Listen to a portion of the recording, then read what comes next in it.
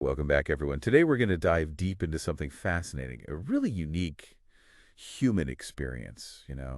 Just an ordinary train journey. Oh, a train journey. Okay. Yeah, but what makes it special is this vivid account we have, this guy who traveled overnight from Bangalore to Belgaum, second class no less. He really paid attention to everyone around him. Second class, that's where the good conversations happen. I Oh like it. yeah, this guy got to hear all sorts of stuff about people's upbringing, how they become independent, what it even means to be free. Sounds like prime source material. Love it. So, where are we headed with this? What's the big question? Well, the heart of it all is this contrast. See, this traveler, he sees this one family, pretty well off, you can tell. And they're all fussing over their son, Puneet. He's off to medical college in Belgium, big step, but But though hovering, exactly. Then later, he meets another young man, Sharad. Same journey, same destination, Belgium Medical College. Except this guy, he's all alone, totally different vibe. So yeah, that's the puzzle we're going to piece together. two sides of the same coin, both heading towards the same future, but such different beginnings. I'm intrigued. Let's start with Puneet and the overprotective parents. Right, like the moment they settle in, his mom is on him. Wear a sweater, beta. Have you eaten? Which berth are you taking?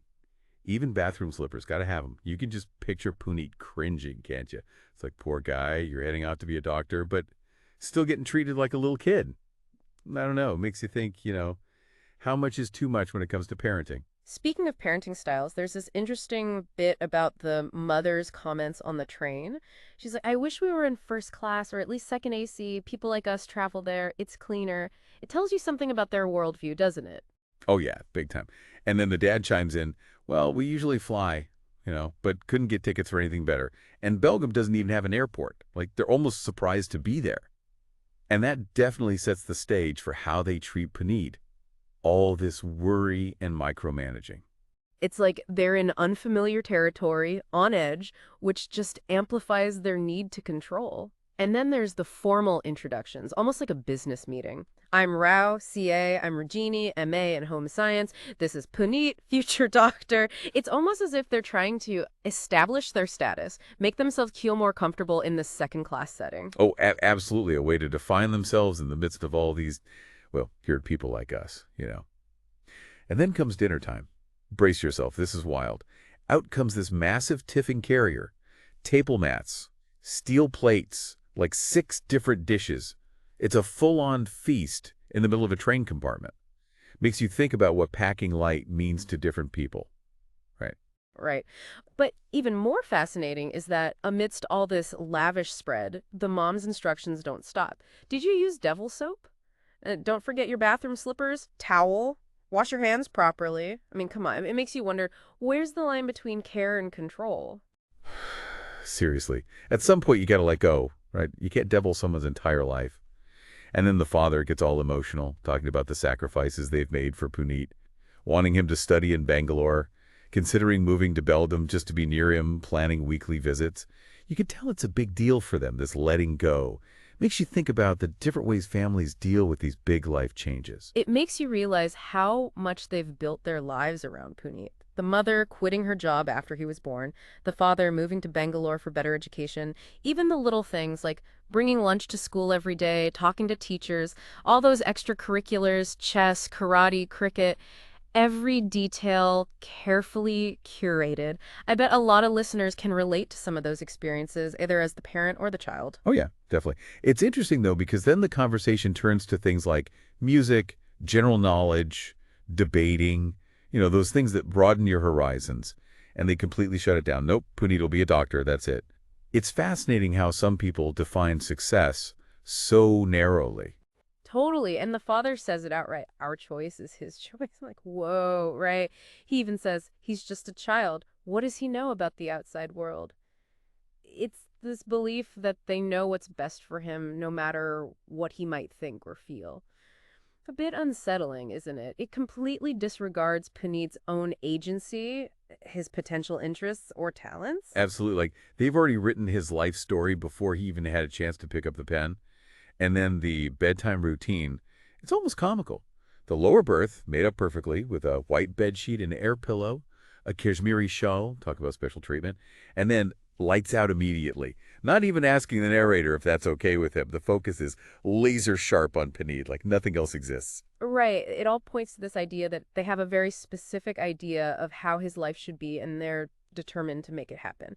But the narrator, he's got a different perspective. He feels sorry for Puneet and wonders how he'll ever have a real relationship, make his own choices with all this baggage.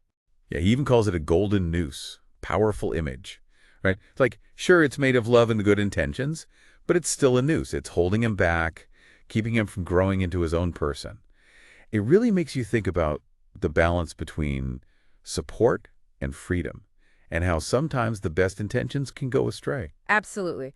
But okay, now the scene shifts. Our narrator bumps into an old friend, moves to another compartment, and suddenly it's a different world. It's like stepping out of a quiet library into a bustling marketplace. Oh yeah, no more hushed tones and careful movements.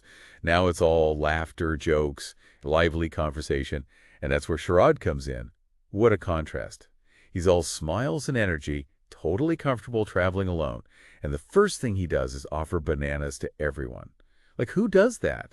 It just shows this natural openness and generosity. He seems like the kind of guy who just radiates positive energy, and when you talk about his background, it's all the more interesting.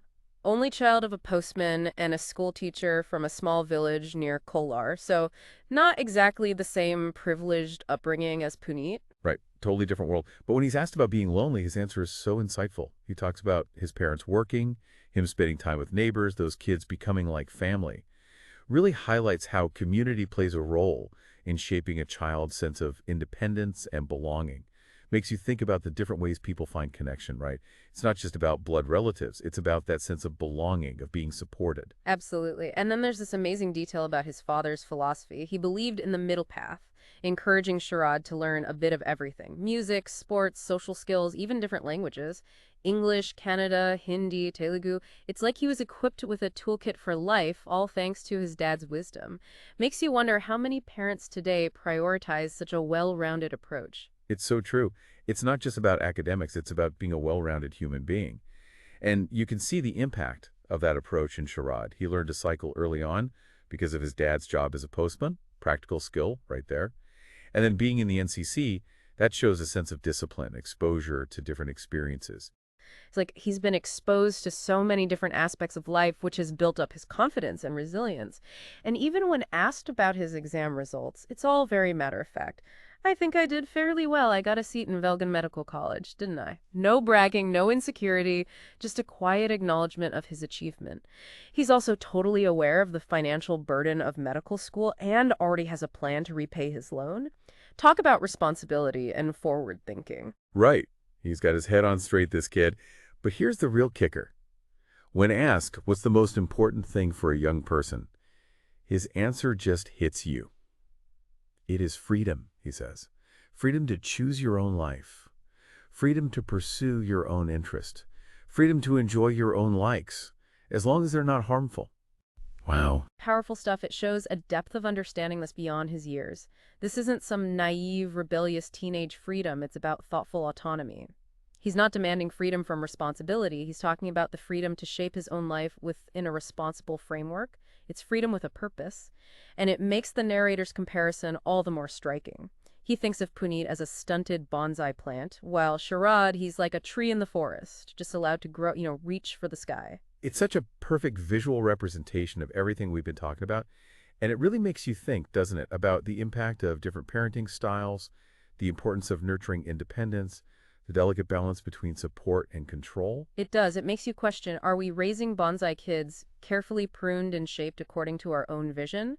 Or are we giving them the space and freedom to grow into the strong, resilient trees they have the potential to be? What really sticks with me is Sharad's definition of freedom. It's so simple, yet profound. The freedom to choose, to pursue, to enjoy. And it makes you wonder, how much of that do we truly have in our own lives? As we learn, as we grow, are we really free to explore and make our own choices? Or are we still bound by those invisible golden nooses? Maybe from our own upbringing, maybe from societal expectations, maybe even self-imposed, It's a question worth pondering, wouldn't you say? Absolutely, and that's a great thought to leave our listeners with. What subtle golden nieces might you be carrying with you? How might they be affecting your choices, your sense of self, your freedom to truly grow and explore? Perhaps it's time to examine those nooses and see if it's time to loosen them, or even let go completely. So much to think about. Thanks for joining us on this deep dive, folks. See you next time. See you next time.